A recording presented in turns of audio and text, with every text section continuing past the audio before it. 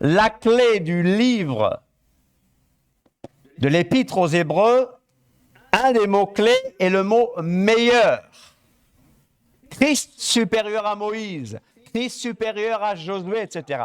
Le sang de Christ parle mieux que le sang d'Abel. Le mot-clé est meilleur. Alors, j'aimerais qu'on voit, à partir du verset 4, on parle de Jésus, on parle de Yeshua, devenu d'autant supérieur aux anges qu'il a hérité de noms plus excellents que le leur. Car auquel des anges Dieu a-t-il jamais dit « Tu es mon fils » ? Dieu n'a jamais dit à un ange « Tu es mon fils, je t'ai engendré aujourd'hui ». N'est-ce pas? Pourtant, dans Genèse 6, les anges, les mauvais anges, sont appelés Bénéa Elohim, fils de Dieu. Et dans Job aussi, ils sont appelés fils de Dieu. Mais jamais, car auquel des anges Dieu a-t-il jamais dit « Tu es mon fils, je t'ai engendré aujourd'hui, et encore je serai pour lui un père ». Mais je saute au verset 6, et lorsqu'il introduit de nouveau dans le monde le premier-né, donc le chef de la création, il dit que tous les anges de Dieu l'adorent. Amen. De plus, il dit des anges. Qu'est-ce que Dieu dit au sujet des anges? Celui qui fait de ses anges vous avez le texte? Quelqu'un tient la Bible? Il fait de ses anges des vents. C'est le verset 7. Non. Allez, c'est une étude biblique. De plus, il dit des anges, celui qui fait des anges des vents, verset 7. Il fait des anges des vents. Que tout le monde dise donc, il fait des anges des vents. Et de ses serviteurs, une flamme de feu. OK? Je saute encore. On va jusqu'au verset 13. Ça m'étonne qu'on fasse une étude biblique sans Bible, ouverte. Ça m'étonne vraiment. Et auquel des anges a-t-il jamais dit « Assieds-toi à ma droite jusqu'à ce que je fasse de tes ennemis ton marchepied » Que sont les anges? Ne sont-ils pas, verset 14, ne sont-ils pas tous des esprits au service de Dieu, envoyés pour exercer un ministère en faveur de ceux qui doivent hériter du salut? On commence à comprendre ce que sont les anges, n'est-ce pas? Je ne commente pas beaucoup ces lectures parce qu'on va faire un survol tout à l'heure. Et je vous rappelle que dans Luc 22, 43, pas la peine de chercher, on gagne du temps. Dans Luc 22, 43, Yeshua est en agonie. Comment s'appelait le lieu où il a agonisé? Le jardin de Gethsémani, qui veut dire pressoir à l'huile. Il agonise, délaissé par tous. Mais la Bible dit, un ange lui est apparu du ciel pour le fortifier. Dis à quelqu'un, un ange est apparu du ciel pour fortifier Yeshua dans son agonie. N'est-ce pas? Je vais plus loin. Je vais dans Jude 6. Pas la peine de chercher. Là, vous pouvez me suivre comme ça. On parle de Dieu et le thème, c'est contre les impies. Les impies, c'est les méchants. Alors, il a réservé pour le jugement. Dieu a réservé pour le jugement du grand jour, enchaînés éternellement par les ténèbres, les anges qui n'ont pas gardé leur dignité. Quels sont ces anges qui n'ont pas gardé leur dignité? Quels sont ces anges qui n'ont pas gardé leur dignité? Les anges déchus, bien sûr, ce sont les anges qui, dans Genèse 6, ont vu que les fils des hommes étaient belles. Et qu'est-ce que ces anges ont fait? Exactement, c'est bien ça. Ces anges n'ont pas gardé leur dignité. mais qui ont abandonné leur propre demeure. Jude 9. Or, l'archange Michel, lorsqu'il contestait avec le diable et lui disputait le corps de Moïse, dit à quelqu'un, Michel et Satan se sont disputés le corps de Moïse, n'est-ce pas? Vous le saviez? Hein? Ben, c'est dans Jude 6. Donc, lorsqu'il contestait avec le diable et lui disputait le corps de Moïse, n'osa pas porter contre lui un jugement injurieux, mais il dit que le Seigneur te réprime. Ils se connaissent bien. Michel et le diable se connaissent très bien. Hello? On est d'accord? Si vous voulez voir le texte, c'est dans Jude 9. OK? Et je continue. Je vais à 2 Pierre 2,4. On parle ici des faux docteurs. À 2 Pierre 2,4. C'est bon d'écrire, hein? Vous avez du papier, c'est bon d'écrire. 2 Pierre 2,4. On parle des faux docteurs. Il écrit normalement, car si Dieu n'a pas épargné. Donc, je dirais tout simplement, car Dieu n'a pas épargné les anges qui ont péché. Mais il les a précipités dans les abîmes des ténèbres. Ce qu'on appelle en grec le tartaros, le tartare. N'est-ce pas? Et les réserve pour le jugement. Donc, il y a des anges qui sont enchaînés. Ces anges-là qui n'ont pas gardé leur dignité sont déjà enchaînés. D'accord? Il y a des anges enchaînés déjà. Ça va, on comprend mieux? On comprend mieux? Alors, si je prends le livre de l'Apocalypse, que signifie Apocalypse? Révélation. Ça ne signifie pas cataclysme. Apocalypse, ce n'est pas catastrophe, c'est révélation. D'ailleurs, ça commence ainsi, révélation de Yeshua HaMashiach, qu'Élohim lui a donné pour montrer à ses serviteurs les choses qui doivent arriver bientôt, et qu'il a fait connaître par l'envoi, et il l'a fait connaître par l'envoi de son ange à son serviteur Yochanan, Jean. Donc, les anges peuvent apporter aussi des révélations.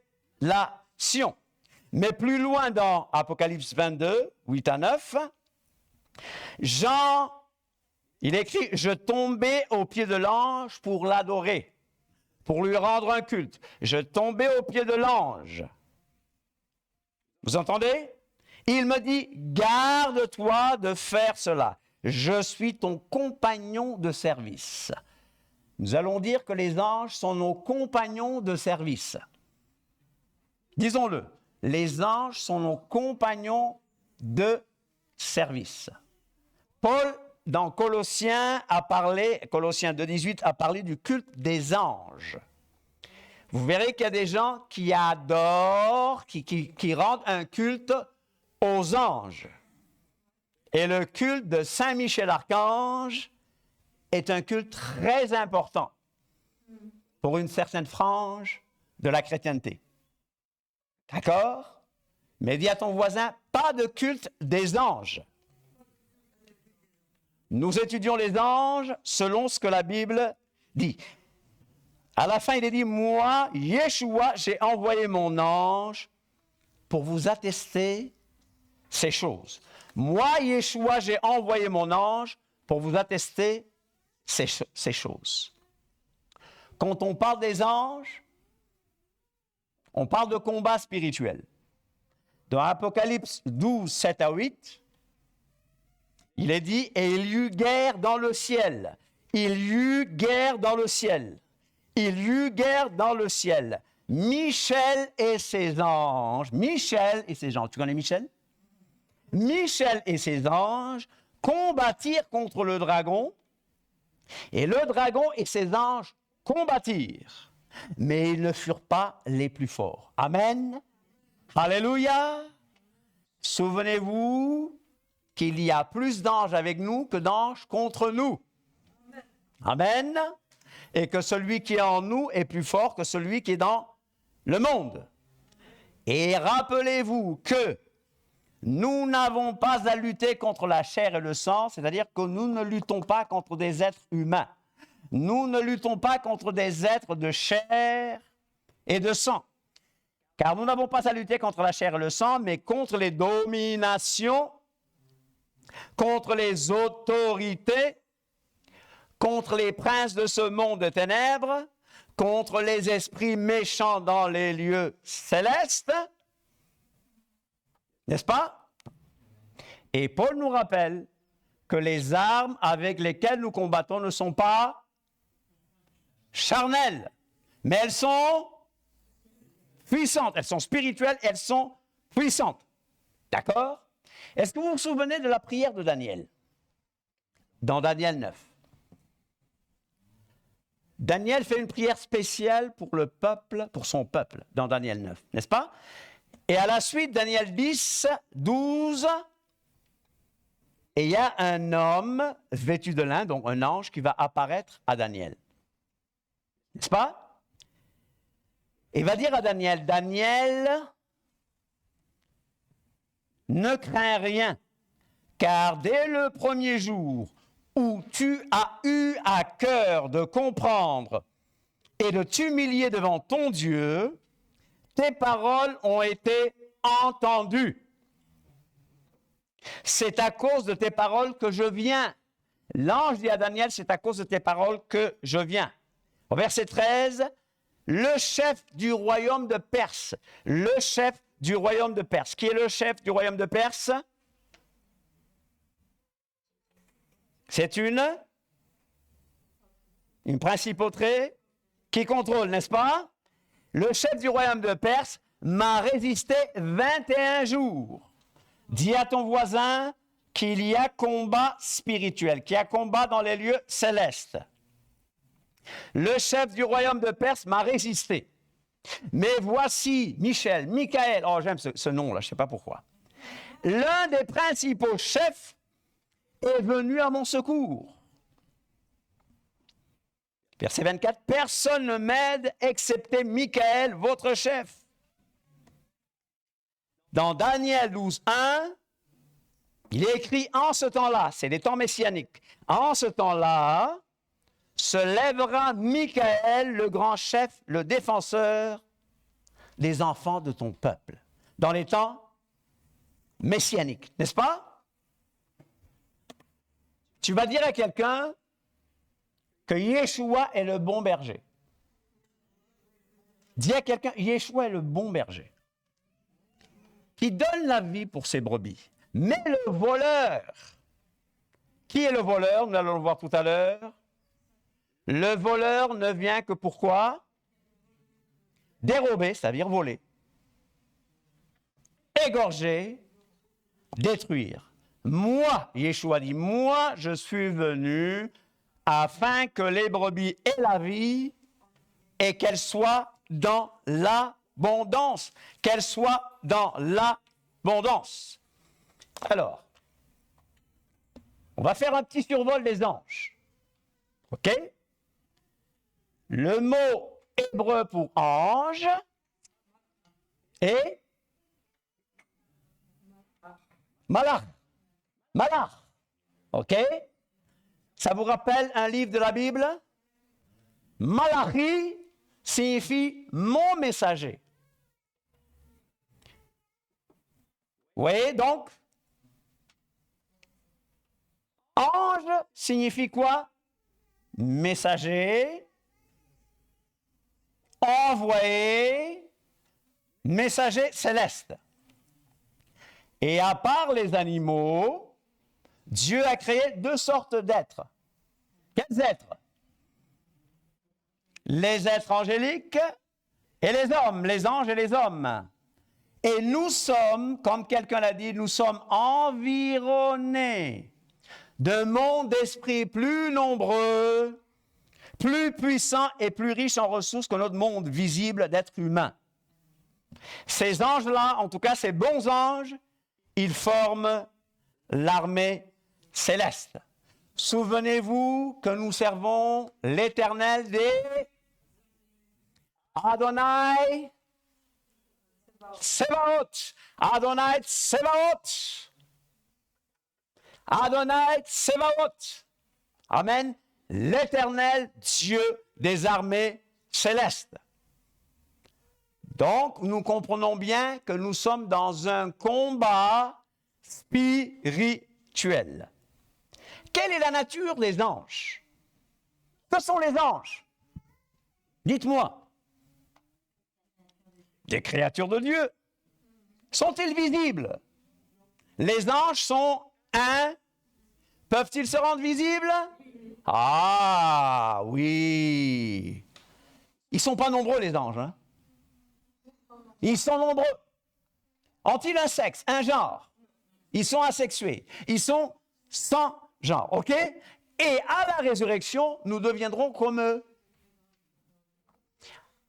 À la résurrection, nous serons comme des anges. Nous ne prendrons ni femme, ni mari, contrairement à ce qu'une religion enseigne.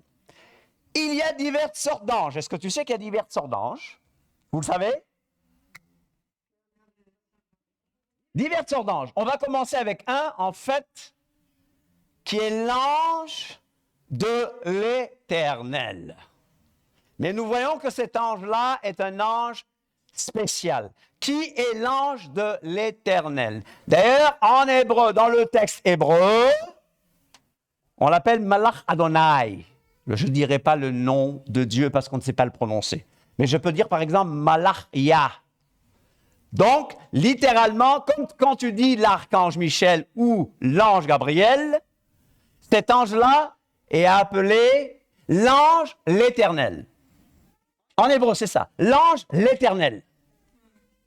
Il s'appelle l'ange l'Éternel. Vous me suivez?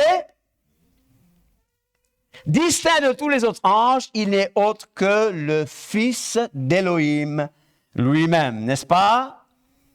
Et on a des preuves bibliques, c'est un être incréé. Quand il parle comme Dieu lui-même, n'est-ce pas? Il est 100% Adonai, 100% éternel, en forme angélique. Dieu n'est pas un ange, ok? On est d'accord? Mais il s'est manifesté sous forme angélique. Se manifester, ça veut dire apparaître, se révéler. Dieu n'est pas un homme non plus, vous savez? Dieu n'est pas un homme, on est d'accord? Dieu n'est pas un homme, mais pourtant, il s'est manifesté, il est apparu, il s'est révélé sous une forme permanente humaine depuis la naissance de Yeshua HaMashiach. On est d'accord? Dieu n'est pas un homme, il se manifeste, il se fait connaître sous une forme humaine. C'est biblique, n'est-ce pas? Ou bien je raconte n'importe quoi? Tu sais pas? Ah, heureusement. Ben, il a de l'humour, c'est bien ça. C'est pour ça qu'on dit que Yeshua est Dieu. D'accord? Dans l'Ancien Testament, les Écritures hébraïques, Dieu se manifestait sous une forme angélique. Il y a des gens qui s'opposent à ça, cette idée, mais Dieu lui-même, ça n'a aucun problème, parce que l'ange de l'Éternel, par exemple, est un être incréé. Il n'a pas été créé lui-même. Ça va pour l'ange de l'Éternel, tout le monde comprend? Alors, on va parler encore une fois de notre ange que j'aime beaucoup, je ne sais pas pourquoi, d'accord? L'archange ou le chef des anges, il s'agit de... Ou... OK? Michael, qui a une confession de foi, en fait. Parce que c'est une question. Mi-ka-el.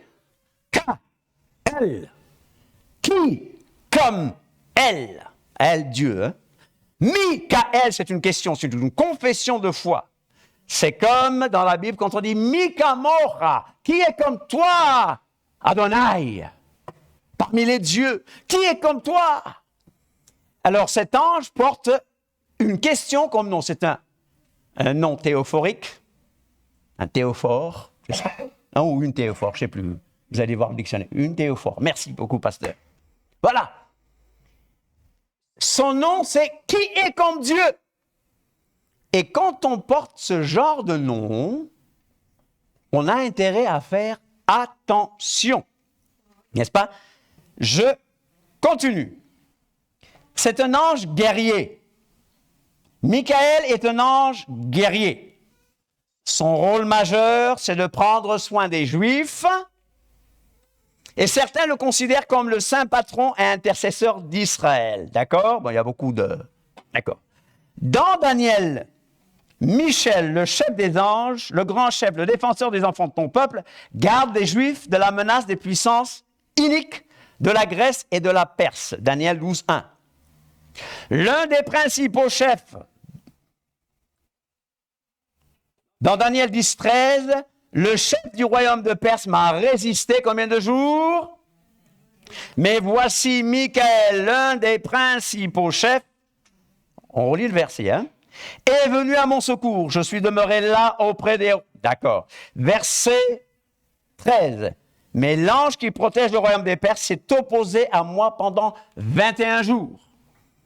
Il peut avoir opposition spirituelle. Il peut avoir opposition à la réponse à ta requête.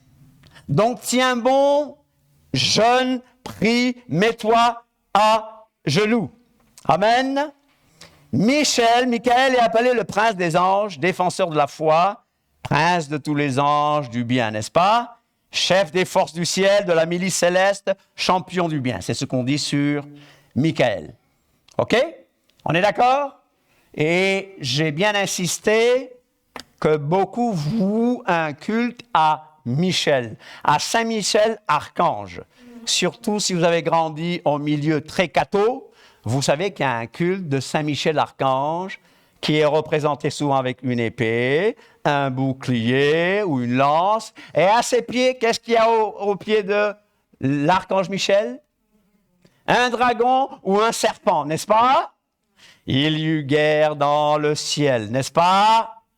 Michel et ses anges combattirent, le dragon et ses anges combattirent, mais le dragon et ses anges ne furent pas les plus forts.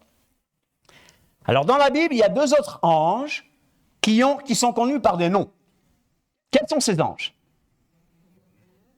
Il y a Gabriel, et l'autre, c'est qui? Raphaël n'est pas dans les textes canoniques de la Bible. Il n'y a pas d'archange Raphaël, il n'y a pas d'archange Uriel. Le seul archange que nous connaissons, c'est Michel. Alors, il y a deux anges à part Michel, dont on connaît le nom. Il y a Gabriel, d'accord? Ah oui. Hélène, voilà, qui signifie quoi? Que signifie Hélène? Il se déguise dans l'ange de lumière. Mais Hélène signifie astre brillant. Astre brillant, ou porteur de lumière. Lucifer est la version latine de ce nom. Astre brillant, fils de l'aurore, n'est-ce pas? Vous le connaissez? Lucifer. Qu'est-ce qu'il était? Un ange très, très, très beau. C'était un chérubin protecteur. Ézéchiel 28, 14 à 16. 14, 16. Un chérubin protecteur. Dis à ton voisin qu'Hélène ou Lucifer était un chérubin protecteur. Hello? Vous devez bien lire, vous devez lire Ésaïe 14, qui parle du roi de Babylone, et vous devez aussi lire Ézéchiel 28, qui nous parle du prince de Tyr. Mais derrière le roi de Babylone, on voit bien que c'est Satan. Et derrière le prince de Tyr, on voit bien que c'est Satan. N'est-ce pas? Vous comprenez? Faites cette étude à la maison, prenez note et faites bien vos études. Alors, Gabriel. Que signifie Gabriel? Que signifie Gabriel? La force de Dieu. Gabriel. Ou Dieu est ma force. Ou le héros de Dieu. De Gavard. force et aile. Lorsqu'il se matérialise dans la Bible, il est comment, Gabriel, dans la Bible? Lorsqu'il se matérialise dans la Bible, quand il apparaît dans une vision, son aspect est semblable à quoi? À celui d'un homme robuste. Je parlais encore dans ma prière quand l'homme Gabriel, que j'avais vu précédemment dans une vision, s'approcha de moi d'un vol rapide au moment de l'offrande du soir. Daniel 9, 21. OK?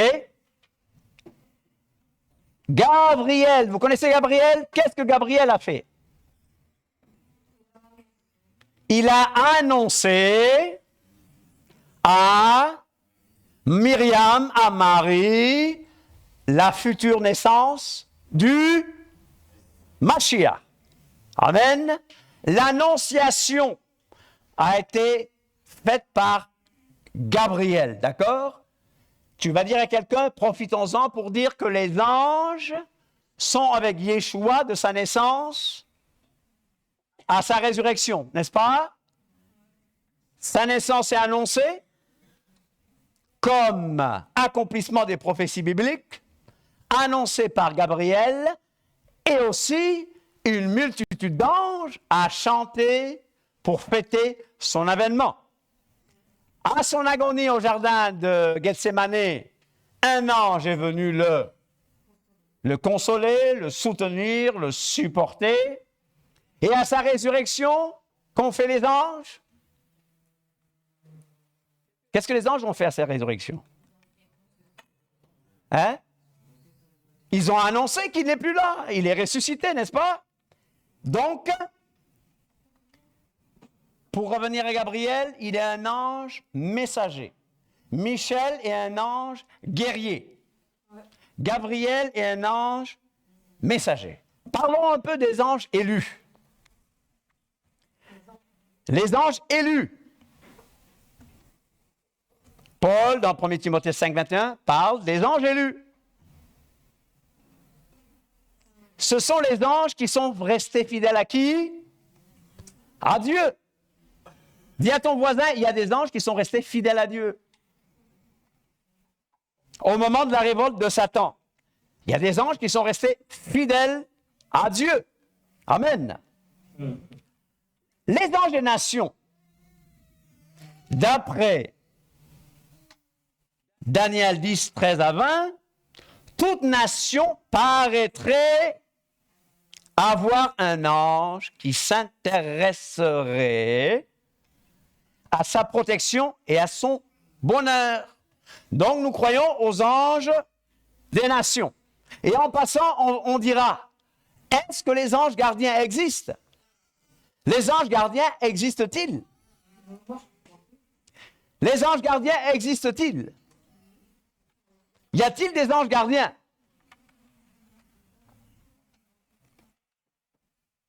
On n'a pas beaucoup de versets. On n'a qu'un seul verset.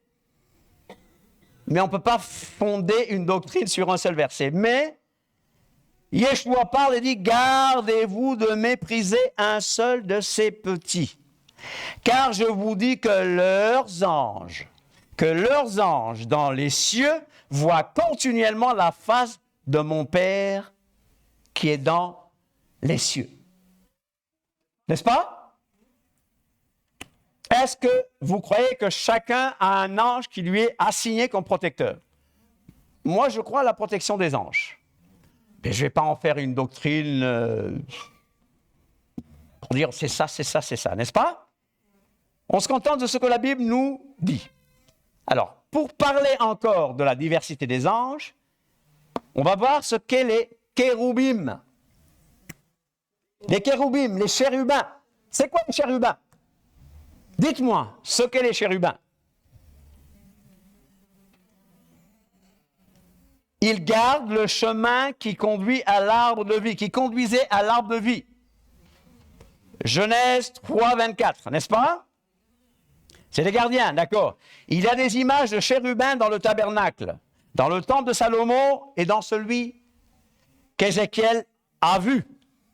N'est-ce pas? Vous suivez? On parle des anges. Une autre sorte d'ange Citez-moi une autre sorte d'ange. Les séraphins. C'est quoi les séraphins? Les séraphim, c'est quoi les séraphins? Ceux qui brûlent, les ardents ou ceux qui brûlent, ce sont les gardiens du trône de Dieu. Amen. Mais alors, je vous pose une question. L'activité des anges, les anges, qu'est-ce qu'ils font? C'est quoi qu'est-ce qu'ils font? Ils servent à quoi les anges? Ils font quoi les anges? Répondez-moi, c'est une étude, hein? Ils nous aident à combattre. Très bien. Ils font quoi encore? Ils gardent, oui, je crois. Ils adorent Dieu. Ils apportent la réponse en notre Seigneur. Ça peut arriver. Ça peut arriver. Pas toujours, mais ça peut arriver. La chose, c'est que Dieu est tellement puissant que si Dieu apparaissait tout le temps, je crois que toute la terre serait déjà détruite. Hein? Dieu est puissant, vous le savez? Le Père, dans toute sa gloire, dans toute sa puissance, est obligé entre guillemets, de nous envoyer des anges. Et n'est-ce pas que grâce à Yeshua, c'est comme si le Père a mis des gants ou un tampon pour nous empêcher d'être détruits. Vous suivez? Alors les anges exercent un ministère en faveur. Ils exercent un ministère en faveur de ceux qui doivent hériter du salut. C'est-à-dire qu'ils nous aident. Ils nous servent même. Ils sont des spectateurs intéressés, c'est-à-dire, ils veulent jeter le regard, ils désirent plonger le regard dans la grâce, dans les affaires du salut. Mais malheureusement, ils doivent être tout simplement des spectateurs, des observateurs de la grâce de Dieu envers nous. À l'avenir, et le livre de la Révélation le montre très bien, à l'avenir, ils seront les exécuteurs de la colère de Dieu répandue sur les hommes révoltés. Et même dans le millénium, ceux qui sont nés dans le millénium, parce qu'il y aura des mortels dans le millénium, vous le savez, il y aura des mortels. Nous, on devient immortels comme des anges, on ne meurt plus, d'accord? Mais il y a des gens qui vont, bon ça c'est un autre débat, qui seront encore mortels, et les anges viendront les enlever. Yeshua en parle comme des scandales dans le royaume terrestre de Christ.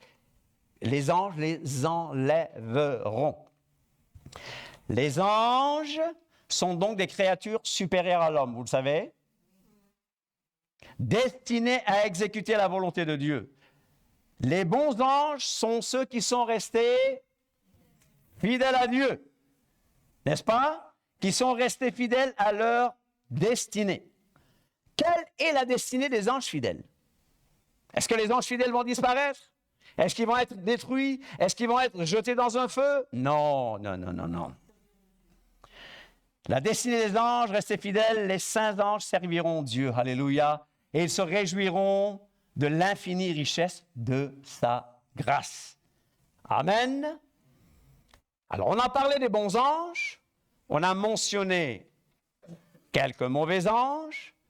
Maintenant, parlons directement de la chute des anges. La chute des anges. La chute des anges, comment ça s'est passé? Quelques-uns de ces êtres indépendants ont abusé de leurs privilèges. Pourtant, Dieu ne les a pas créés ainsi. On m'a maintes fois demandé, mais pourquoi Dieu a-t-il créé Satan? Dieu n'a pas créé Satan. Dis à ton voisin qu'il était un chérubin protecteur. Il avait de belles pierres sur lui, mais qu'il a permis à l'orgueil d'entrer dans son cœur. Il a, au lieu de vouer un culte au seul vrai Dieu, il a commencé à s'adorer lui-même. L'orgueil est rentré dans son cœur. L'existence de Satan, les anges déchus et les pécheurs sont la preuve que certains se sont révoltés. Satan est un être dont le désir est de prendre la place de Dieu et de contrarier son plan. Quelle sera sa fin? La fin de Satan sera la condamnation au châtiment éternel. Le péché s'est infiltré dans la création quand le cœur d'Éliel s'est rempli d'orgueil. Il dit, je monterai au ciel, je lèverai mon trône au-dessus des étoiles de Dieu, je m'assiérai sur la montagne de l'assemblée, donc je serai semblable au Très-Haut. Et qu'est-ce qui s'est passé? Est-ce que Dieu laisse les choses faites? Est-ce que Dieu laisse les choses comme ça? Hein? Vous savez, quand le diable a dit ça, j'ai une conviction que Dieu lui-même est resté sur son trône sans bouger. Mais qu'il y a eu quelqu'un qui s'est levé. C'est qui ce quelqu'un?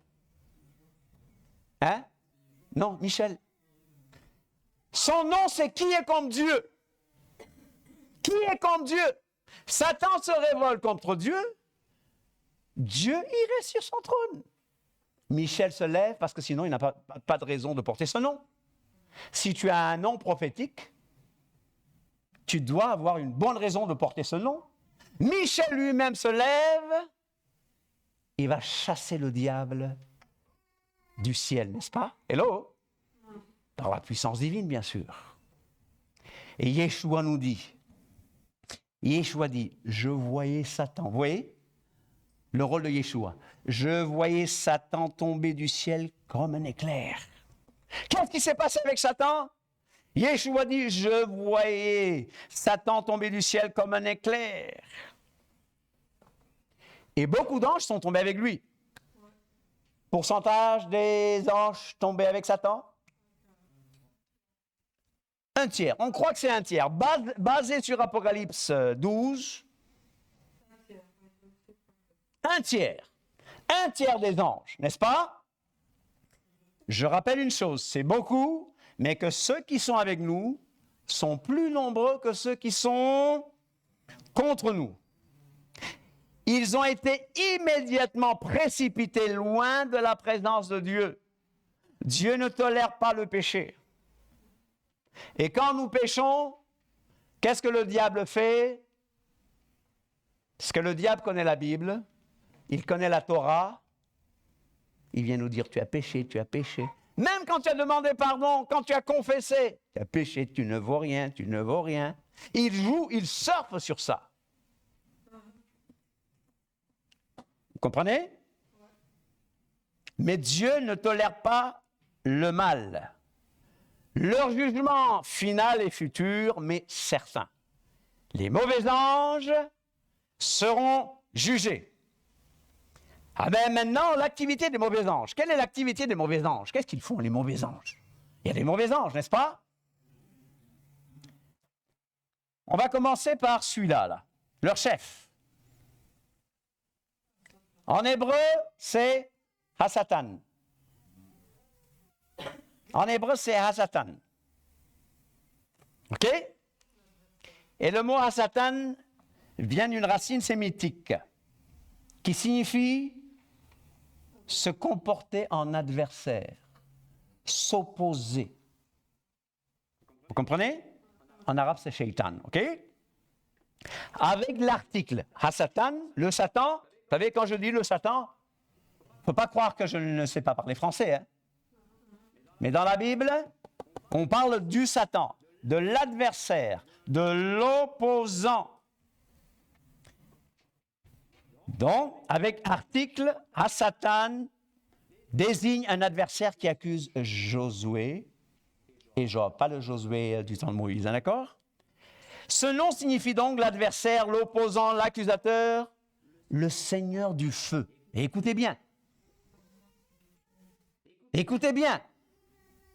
Ce nom, le nom Satan, va nous dire ce qu'il fait.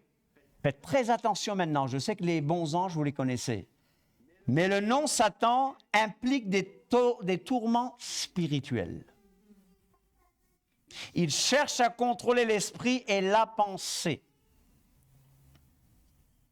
Il est l'ennemi, l'adversaire. Il est l'ennemi, il est l'adversaire, il est l'opposant. Il n'est pas gentil du tout. Donc, Yeshua dit, le diable n'a rien en moi. Ne donnez pas accès au diable. Il a un nom que nous connaissons, Hellel, qui signifie, encore une fois, d'accord. Et ça signifie quoi, Lucifer? Astre brillant. Hellel ben Sharar, fils de l'aurore ou fils de l'aube. Il va donner des illuminations démoniaques aux gens, sataniques. Il contrôle l'air spirituel. Il est l'auteur et porteur du doute, des mensonges et des séductions. Vous me suivez? Il contrôle et tourmente l'âme et les émotions. Il se déguise, malgré tout cela, en ange de lumière. Alors, les images de Satan, comme un bouc, c'est plus de la mythologie. Quoique, on va voir un mot hébreu tout à l'heure qui nous rappelle les boucs. OK? Il se déguise en ange de lumière, astre brillant, porteur de lumière. Drôle de nom, hein? Drôle de nom pour quelqu'un qui s'est révolté contre Dieu. Mais c'est pour mieux séduire les gens. Parce que nous savons que le réel astre brillant, que l'étoile brillante du matin, c'est qui? Yeshua. Donc c'est un usurpateur. Le malin. Pourquoi il est le malin? Il emporte la bonne semence. Et s'aime livrer. Il envoie des traits enflammés. OK? Vous me suivez? Mais il peut être vaincu même par les nouveaux disciples. Il peut être vaincu par les nouveaux croyants. Vous me suivez?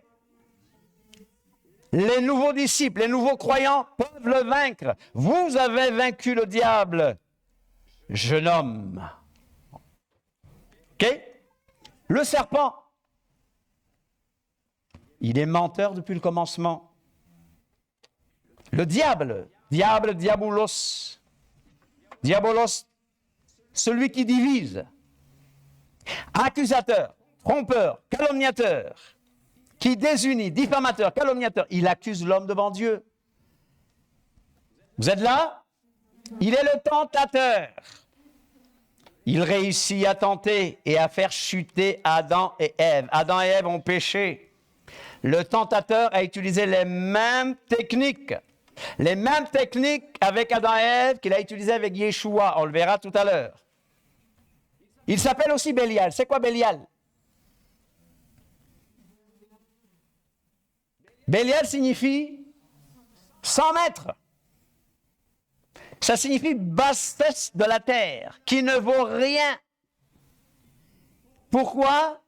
Parce qu'il veut ancrer en nous l'indépendance vis-à-vis de Dieu. La violence, la sorcellerie, les convoitises physiques et charnelles, l'opiniâtreté, la rébellion contre Dieu. Il contrôle l'appétit physique et charnel. Vous voyez? Par ces noms-là, ces noms nous montrent ce qu'il fait. Ces noms nous démontrent les ministères, entre guillemets, du diable. Léviathan.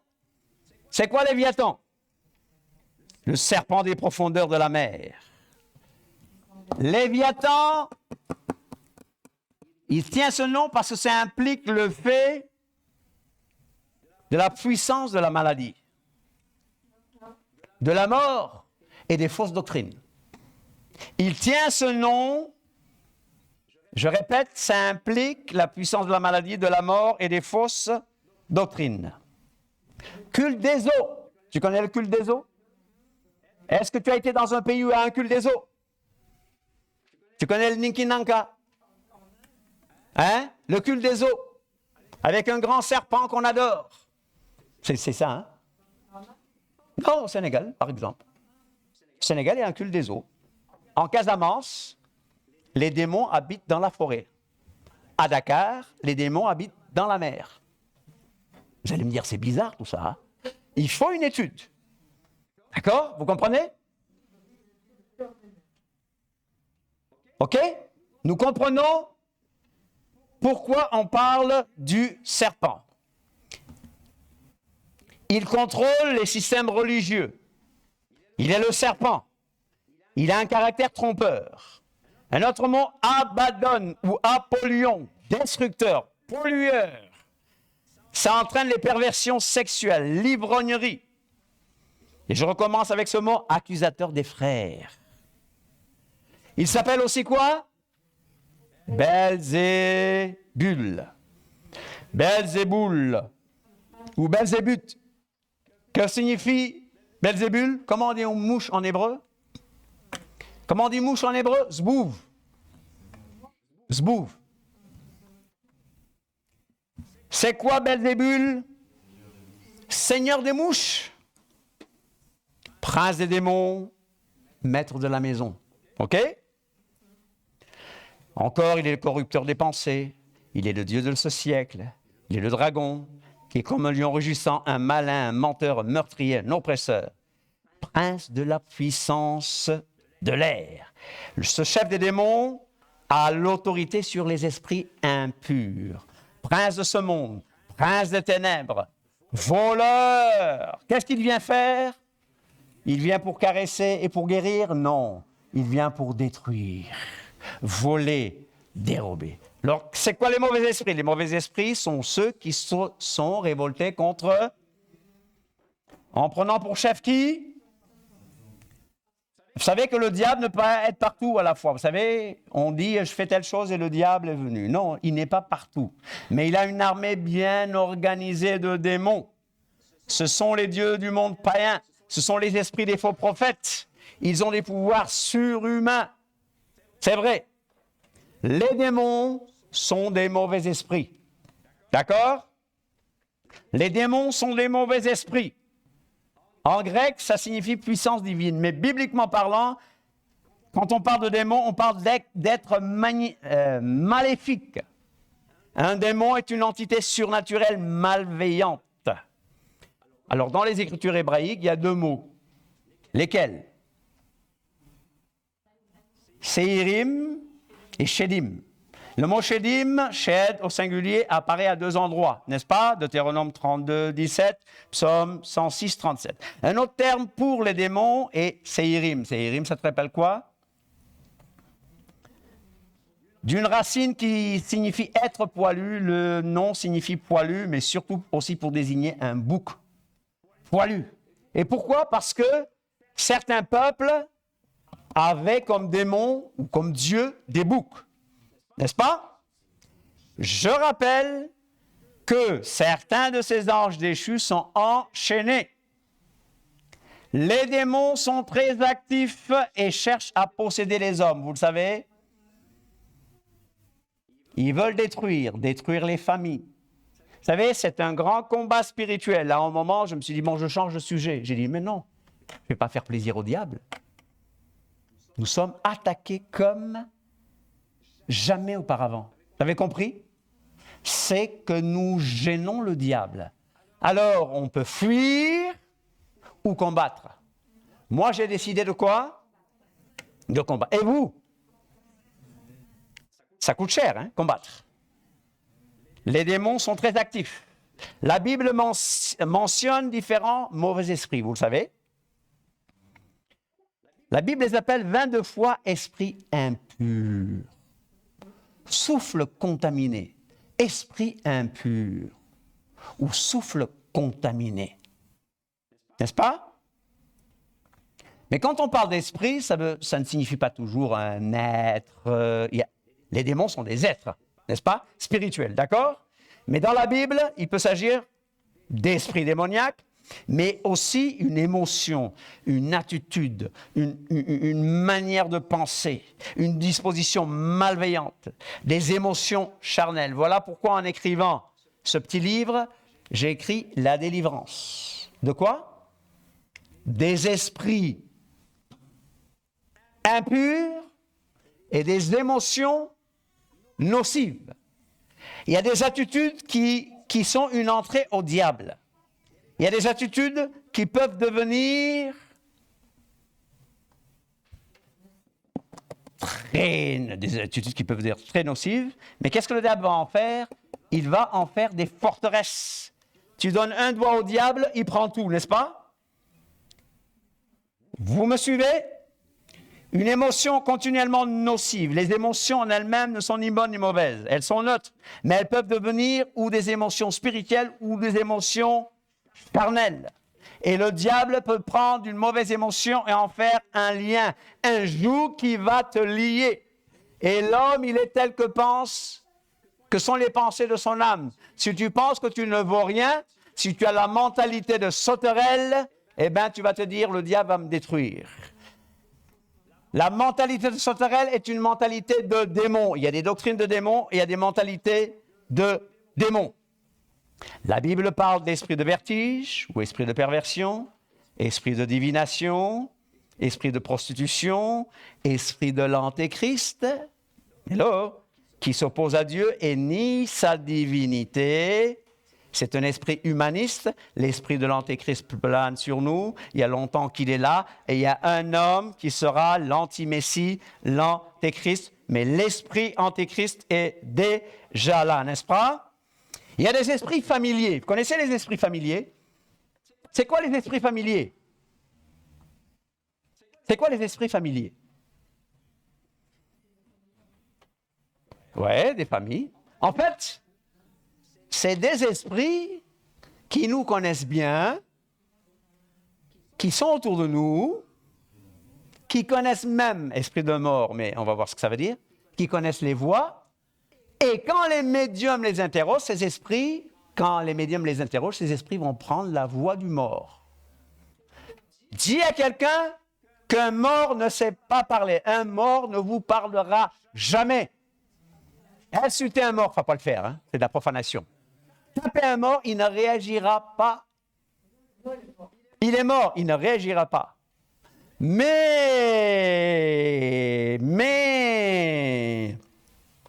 il s'agit d'esprits qui étaient familiers avec les personnes disparues. Des esprits attachés aux médiums et aux sorciers.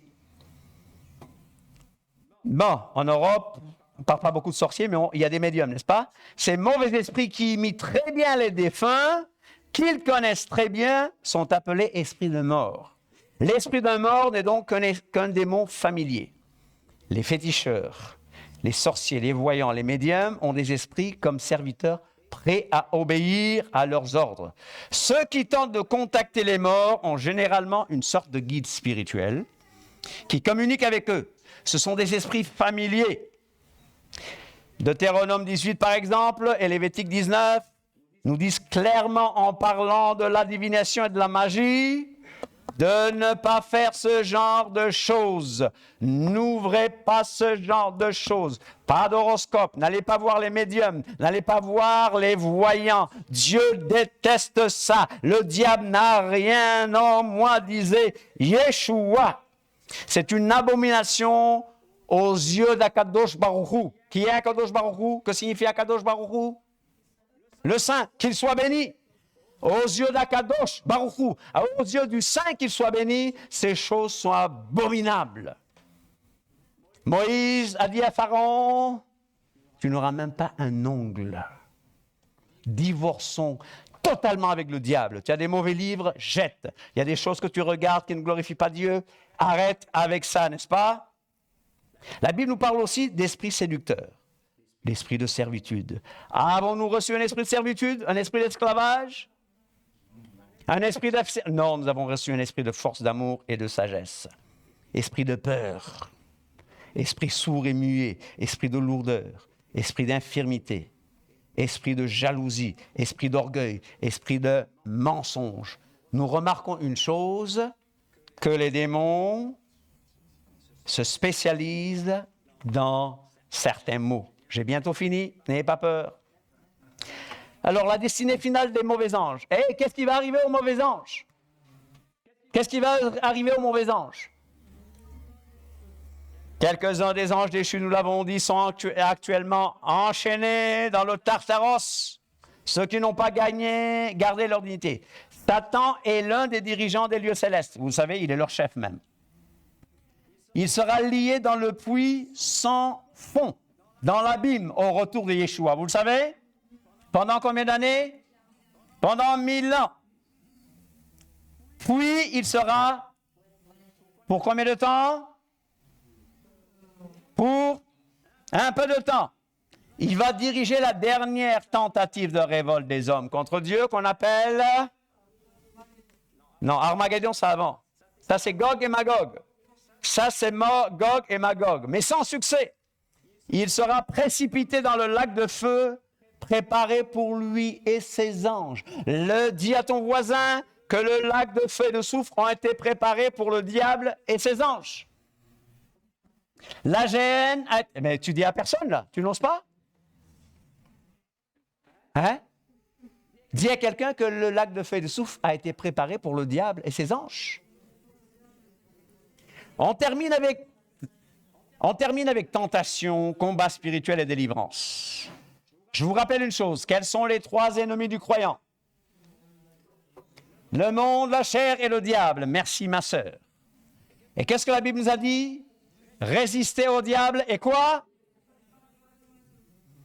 Alors, je vous rappelle des choses. Quelles sont les tactiques du diable? Ces tactiques ne changent pas. Et mes sœurs, les tactiques du diable ne changent pas. 1 Jean 2, 15 à 17 nous parle de la convoitise de la chair, de la convoitise des yeux et de l'orgueil de la vie. Dans Ézéchiel 28, 11 à 19, Hélène, par l'abondance pleine de violence, convoitise de la chair. Il a péché en suivant ses propres désirs, convoitise des yeux. Son corps est devenu orgueilleux, orgueil de la vie. Et dans la Genèse 3, 1 à 8, avec Adam et Ève, convoitise de la chair. Elle vit que l'arbre était bon à manger, convoitise de la chair. Convoitise des yeux. Et agréable à la vue. Orgueil de la vie.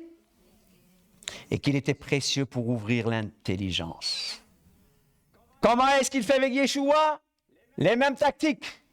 Comment est-ce que le diable a tenté Yeshua? Même tactique. Même tactique. Convoitise de la chair. Si tu es le Fils de Dieu, ordonne que ces pierres deviennent des pains. Convoitise des yeux ou jette-toi en bas pour être vu des hommes. Orgueil de la vie, la puissance, si tu te prosternes et adores Satan, et si tu m'adores, n'est-ce pas? Et qu'est-ce que Yeshua a fait? Contrairement à Adam et Ève, il a résisté. Même quand le diable a cité des passages bibliques de manière déformée ou hors de leur contexte, il est aussi écrit. Qu'est-ce que la Bible? Qu'est-ce que la parole de Dieu? L'épée de l'esprit. L'épée de l'esprit. Alors nous voulons bien mener une guerre sainte. Il y a des gens qui nous parlent de guerre sainte, guerre sainte, guerre sainte. Mais une guerre sainte doit se faire avec des armes saintes, pas physiques ou humaines, ni matérielles. Il faut chasser Satan du domaine de domination qu'il occupe dans telle ou telle personnalité humaine. Je vous rappelle, en terminant, maintenant je termine vraiment, le gouvernement de Satan est une hiérarchie bien organisée, mettez un E à organiser. Il y a un rang, il y a un ordre, il y a une hiérarchie datant d'avant la chute. N'est-ce pas? Qu'est-ce qu'on a dit? Quand on a commencé, on a dit... Comme disait Colossiens 1,16, il y a trône, dignité, domination, autorité. Alors, comment est organisé ce royaume? Comment est organisé ce royaume? Domination. Il y a des principautés, n'est-ce pas? Les principautés contrôlent une certaine région géographique. Exemple, le chef du royaume de Perse. Le grec, c'est arché. Arché, qui signifie commencement, tête, etc. C'est les principaux dirigeants, la chefferie, des leaders même humains très puissants,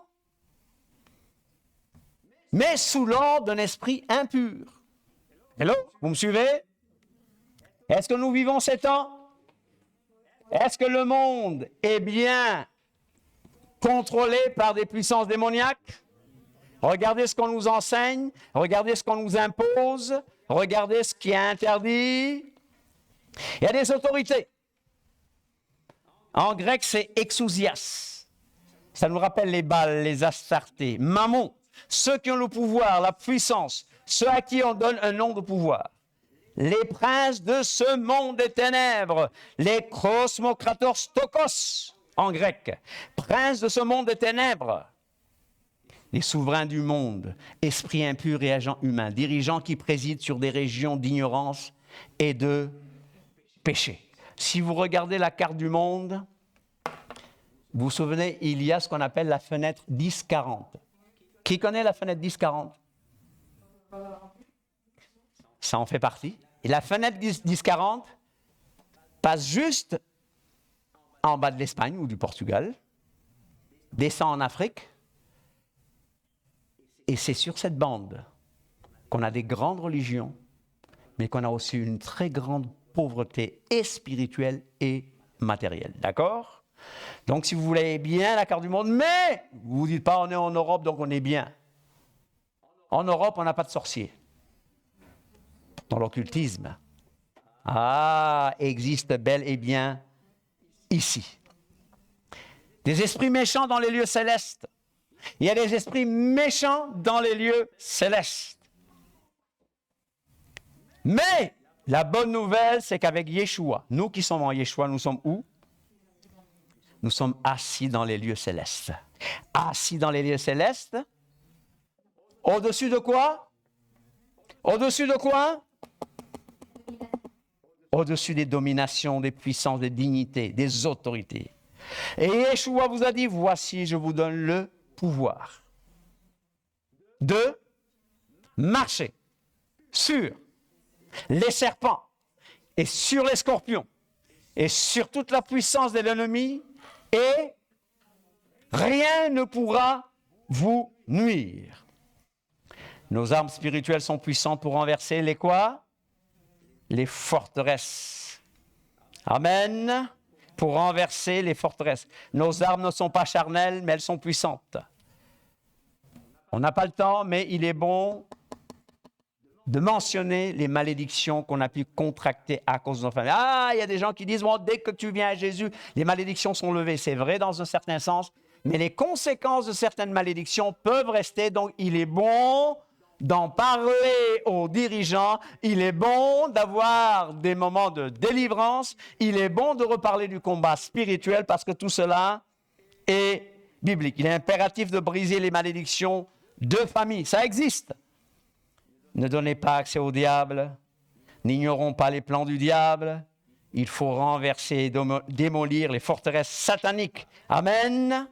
Et souvenez-vous bien de la stratégie que David a utilisée contre Goliath. N'est-ce pas? Il faut du discernement. Il faut voir qui est l'homme fort. Quelquefois, tu veux que Dieu te délivre de tel ou tel problème, mais Dieu, il veut commencer avec l'homme fort. Et une fois que tu as visé, une fois que tu as identifié le géant, tu coupes la tête du géant et les autres choses disparaissent même d'elles-mêmes. Alors c'est un sujet très important. Nous n'ignorons pas les plans du diable. Nous voulons rester à genoux. Vous le comprenez, avec toutes les nouvelles qu'on reçoit. Quand on va dans le groupe, il y a des nouvelles qu'on reçoit, on dit, mais il y a quelque chose qui se passe. Qu'est-ce qu'on fait? On fuit ou on combat? Si tu fuis, Dieu te dira, tu n'es pas digne de moi. Alors qu'est-ce qu'on va faire? On va combattre, on va se mettre à genoux et on va combattre. Amen. On se dit, Voilà. Après le pasteur, si vous avez une ou deux questions, si tu permets, hein, une ou deux questions. Voilà, d'accord. Ah, d'accord. Y a-t-il une ou deux questions? Oui. Quand tu parles de donc, les activités mauvaises, Ouais. il faut cerner ton démon en fait. Est-ce qu'il y a une prière spéciale pour chaque ou une autorité spéciale à prendre? Tu t'entends comme là les esprits de peur, l'antichrist, la constitution, le vertige, le truc, le machin. Est-ce qu'il y a des prières différentes? Ce qu'il faut, c'est le discernement. Tu l'as discerné une fois que tu l'as devant toi. Eh bien, tu demanderas au Saint-Esprit de te montrer comment prier, comment chasser. Parce que nous ne sommes pas dans une affaire de formule magique. Il y a, vous vous souvenez dans Actes, quelqu'un qui avait décidé d'aller chasser les démons au nom de Yeshua. Qu'est-ce que le démon leur a dit? Jésus, je connais. Paul, je connais, mais toi qui es tué. Et le démon l'a déshabillé, n'est-ce pas? Donc, ce n'est pas une question de formule magique. Quand on parle du nom de Jésus, on ne parle pas d'un son. Le nom de Yeshua, c'est la personne, l'autorité du nom de Jésus. Il y a des gens qui vous disent, si vous n'êtes pas baptisé au nom de Jésus, votre baptême n'est pas bon. C'est de la bêtise. C'est de la bêtise. Oui, dans Actes, ils baptisaient au nom du Seigneur Jésus, oui, mais c'est de la bêtise. Il y a une secte qui vous dit, si vous ne dites pas tel nom pour le nom de Dieu, si vous ne dites pas Jéhovah, pour moi, Jéhovah, c'est un blasphème. D'accord? Il faut dire Jéhovah. Le nom de Dieu n'est pas Jéhovah. D'accord? Mais ces gens se limitent à un son. Ce n'est pas une formule magique, ce n'est pas un son, mais c'est être en communication avec l'Esprit Saint. Qu'est-ce que la Bible dit? Prier sans cesse. Et prier sans cesse ne veut pas dire qu'il faut toujours ouvrir la bouche. Non. Garder une attitude de prière. Souvent, il faut marcher par la foi. On ne sait pas tout. Il y a beaucoup de choses que je ne comprends pas. Moi, ces attaques-là, je ne comprends pas tout, mais je sais une chose, que je suis plus que vainqueur. Je sais une chose, c'est que celui qui est en moi est plus fort que celui qui est dans le monde. Je sais une chose, je connais ma destinée et je connais sa destinée à lui. Lui, c'est les temps de feu et de soufre, pour lui et ses anges. N'est-ce pas? Moi, je sais que ma destinée, c'est le royaume des cieux. Amen. Est-ce que j'ai répondu? Donc, voilà. Dernière question? L'Afrique et dans le continent, il y a énormément de cas de possession de gens qui ça. Et on a tendance à avec ça de côté, Écoutez. ne pas parler des prêtres des exorcismes, on va parler des pasteurs qui pratiquent un exorcisme, alors que les attaques de Satan n'ont jamais été aussi grandes. Voilà. En fait, il faut un équilibre. Il y a des gens qui voient des démons derrière chaque arbre, derrière chaque voiture. Mais celui qui dit que ça n'existe pas, celui qui dit que ça y est, maintenant je suis chrétien, que la malédiction a été levée, Galates 3, etc., etc. Bon, c'est vrai, mais le monde spirituel existe et le diable et ses anges ne vous veulent pas du bien. Et quelquefois, Dieu leur donne la permission, comme il a donné la permission au Satan, avec Job, et comme Yeshua dit à Pierre, Satan vous a réclamé pour vous cribler comme du froment. Maintenant, si le monde, si la vie, c'est vivre ici seulement, allez, abandonnez Dieu. Mais à qui irions-nous, Seigneur, tu as les paroles de la vie éternelle? Alors, ce qui fait, c'est l'équilibre. Pas trop, pas trop. Il ne faut pas dans chaque chanson, il y a des gens, même il y a des groupes de louanges, c'est combattant Satan, sans fusil et sans épée. Ils chantent même pas dans les louanges Satan. Mais regardez dans Actes des Apôtres, il y a des moments où il faut l'ignorer. Merci beaucoup. Merci. Oui, merci pour ce partage. Il y a encore beaucoup de choses à dire, mais c'est déjà une étude qui est assez approfondie pour en tout cas nous éclairer sur qui sont les démons, qui sont les esprits mauvais. Amen. Et les anges, bien entendu. Donc, je voulais juste prendre la parole parce que nous avons un événement spécial ce samedi. Et j'ai demandé aux jeunes mariés s'ils voulaient être filmés sur Internet ou pas, comme je le fais chaque fois. Et c'est la première fois depuis qu'on me dit oui. Donc voilà, les amis internautes, vous aurez l'occasion de voir comment se déroule une cérémonie, donc une bénédiction de mariage qui aura lieu à 15h30. Et bien sûr, nous nous retrouverons ce dimanche à 10h30 pour le culte, où il y aura aussi d'ailleurs une présentation d'enfants. Voilà, soyez bénis, passez une très bonne soirée et réécoutez ce que vous avez entendu aujourd'hui. Ça peut vous amener à comprendre beaucoup de vos déboires et peut-être comprendre enfin qu'il faut se lever et que la vie chrétienne, ce n'est pas uniquement des moments de louange dans des endroits super bien éclairés. Je n'attaque personne, croyez-moi, je n'attaque vraiment personne, mais que le combat spirituel, c'est autre chose que d'aller une fois par semaine se faire du bien et écouter des musiques qui nous plaisent. Soyez bénis et à très bientôt.